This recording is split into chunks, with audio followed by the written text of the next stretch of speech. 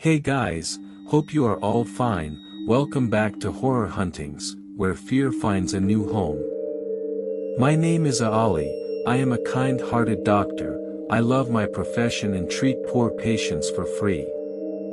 This incident is from 2 years ago, when I was posted to a remote village in the northern region of Pakistan. Here is the thing which I find quite weird.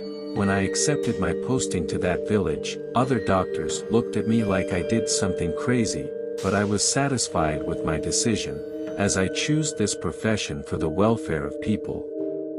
So, anyways, I took off for my destination.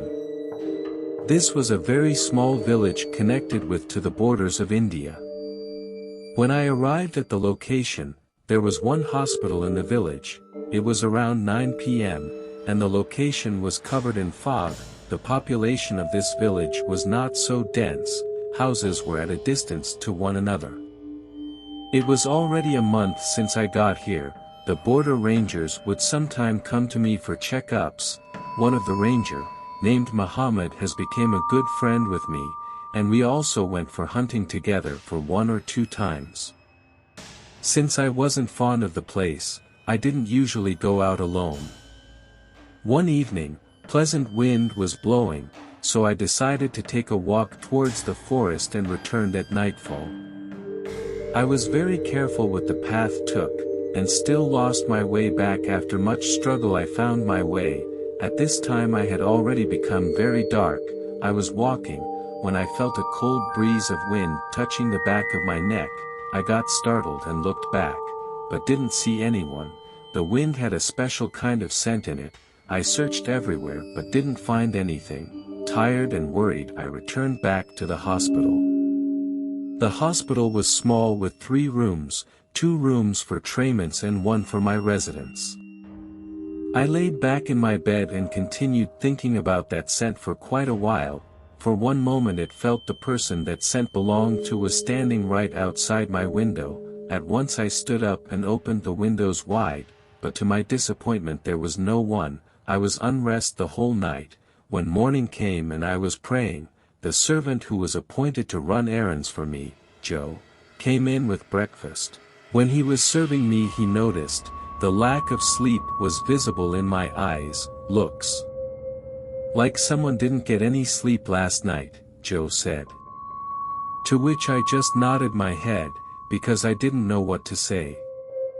I decided, I am again going there today to solve the mystery of that scent which kept me awake the whole night. But that evening, Muhammad, my ranger friend, came in with some injured boys who were fighting amongst themselves. Injury was quite deep, so it took me some time to treat them boys. Amongst all the chaos, I totally forgot about the scent. It was almost 10 o'clock at night. I tried to stop Muhammad for dinner, but he had some paperwork to do at his headquarters, so he went. I was tired, so I ate alone and went to sleep. In the middle of the night, my sleep was disturbed from a sound, which was like a knock. At that moment, from the opened windows, the same scent came in, and I was shocked. I tried to find the source of the scent, but there was nothing to be found, just that fragrance all round. I went outside in the search. I was somewhat hypnotized by the scent and subconsciously followed it, to where it wanted. I walked for quite a distance anywhere of the time, when I stumbled on a stone and woke up. On waking up I found, I was in the middle of the woods. There was an architecture in front of me, which looked like someone tried to make something but left it unfinished. Then again the fragrance rushed inside my nostrils, and I ran towards the bushes from where it was coming. This fragrance was making me mad. Strong wind started blowing and fragrance started coming from everywhere. At this point I was exhausted and sat down inside the unfinished architecture. It was a full moon night, and the moon was spreading its light everywhere. I was thirsty and there was not any water. I lay back on the grass for some time and then started to come back to the hospital. Walking across the woods, head full of thoughts, I lost my way again. On the right-hand side, at a distance, I saw what it seemed like to be the ruins of an abandoned house. and my curious mind decided to have a look around. I was walking towards the house, when suddenly my foot was stuck on something. On close inspection, it was a piece of cloth shaped in a form of circle between which my foot got stuck. I noticed the phragnace, which made me lose my mind, has become strong. When I pulled the piece of cloth from the ground, it turned out to be a red scarf of a bride. When I took a sniff on that scarf, I was shocked. The phragnace was coming from this scarf. I thought of something and entered the abandoned house. This had been quite a big house. It had 8 rooms but no roof above. After through searching, there was nothing I could find.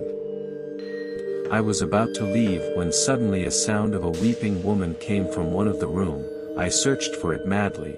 Upon running, I noticed the floor made hollow sounds. I knew there is a basement underneath. I searched for the basement door but couldn't find any. The weeping sound was beginning faint. And now I completely stopped, so I began to return. At morning, I described the whole incident to Muhammad, and convinced him to come with me and take a look at that ruins. So, we along with 2 constables and some digging equipment arrived at that there. First, the 4 of us searched for the door of the basement and didn't find any. Then Muhammad ordered the 2 men to start digging the floor. Upon digging, one part of the floor fell into the basement and a rush of stench came out from the basement.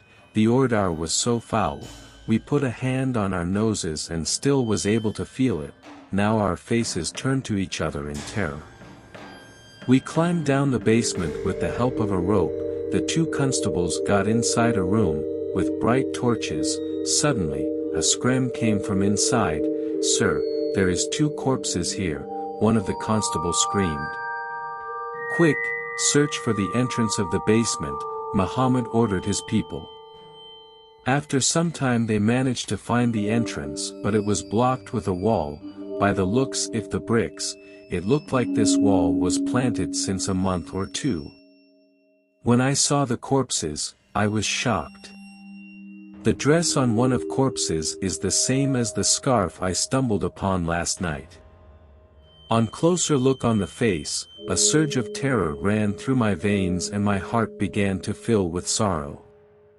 My mind took me 3 months back, when I was treating a woman. "Doc, you did quite a job on those stitches," said the woman, to which I replied, "So, the previous doctor was not so good, huh?" "He was great too, but he stared weirdly at women, but you are not like him." At that moment I felt a strong hand tapping my shoulders and I came out of my thoughts. It was Muhammad. "Where have you gone in your thoughts?" he said. I told him about my encounter with the woman. The other corpse was of a man. It was more brutally wounded. Seemed he was attached multiple times with a sharp and heavy object, whereas the woman seemed to have taken one blow on her neck which ended up cutting half of it. Someone killed them this brutally, threw their bodies in the basement and blocked the door with a wall.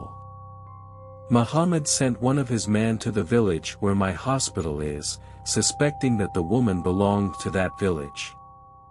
We took the bodies outside and covered it with a white shroud. When the people of the village arrived, Muhammad asked them if any of their family members were missing for a month, to which they all nodded no.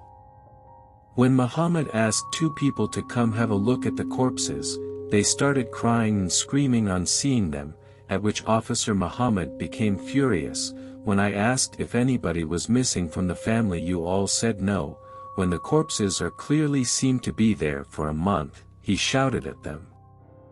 "Inspector sir, we have no idea about anything," they kept repeating.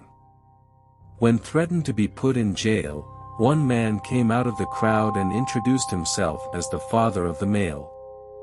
He then explained that the woman is his son's wife Sarah.